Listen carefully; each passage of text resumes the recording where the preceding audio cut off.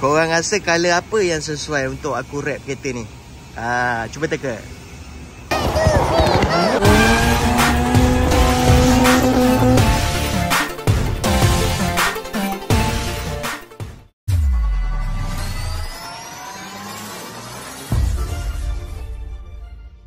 Okay, Assalamualaikum guys.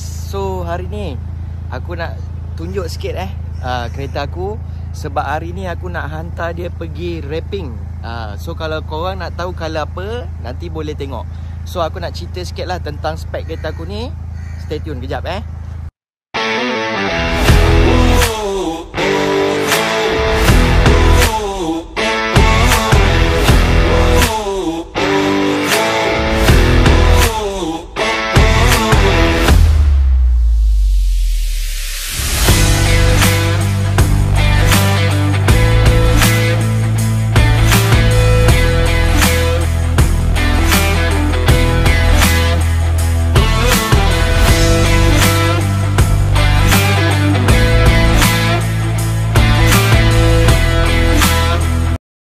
Okay guys, model kereta aku ni adalah Mercedes A180 yang ni kira macam fully loaded lah. Sebab dia ada panoramic roof. Dalam dia colour red dengan black. So aku tunjuk sebel sedikit. So kereta ni aku dah buat konsep model A35 depan dia. So apa yang aku dah tukar, aku dah buat bonnet carbon depan. Ni grill aku dah tukar. And then dah pasang lip bawah ni lepas tu aku combinekan dengan rim ZE40 ZE40 dan Brembo 4-port. Ni kalau nak tanya harga, nanti aku cerita kemudian.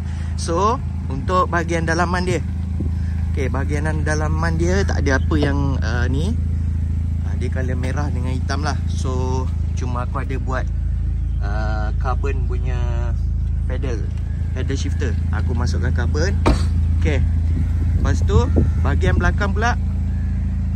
Okay, untuk bahagian belakang aku dah convertkan dia jadi diffuser ni A45 lah. Sebab dia twin tip. Kalau ikutkan A35 dia single tip lah. Tapi macam kurang menarik sikit.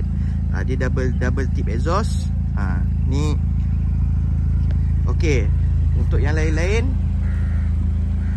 tak ada apa. Cuma aku ada buat exhaust full system So exhaust full system ni daripada depan downpipe pergi ke belakang. Dan dia ada valvetronic. So aku boleh off kat sini. Aku boleh offkan dia, aku boleh onkan dia. So sekejap lagi aku nak hantar kereta ni pergi wrap. So korang teka lah kalau. Okay guys, aku dah sampai dekat Shah Alam section 15. So inilah kedai dia. So jom kita tengok apa colour yang ada untuk kereta aku ni Kedai ni memang orang kata murah dan berkualiti lah. Okay, ni kedai dia. So kita boleh tengok banyak colour yang ada nampak. Colour apa korang nak, semua colour ada. So stay tune untuk colour kereta aku nanti. Aku akan buat video part 2 Ni hasil yang dia dah buat. Memang lawa lah. Nampak? BM, Vios pun dia ada buat. Kereta biasa pun buat. Mercedes pun buat. Semua pun buat. Okay, so aku akan tinggal kereta kat sini selama beberapa hari. 2-3 hari lah lebih kurang. So minggu depan aku akan collect balik kereta ni. So stay tune untuk part 2 minggu depan. Okay, kita tengok colour apa yang aku tukar. Okay, Assalamualaikum.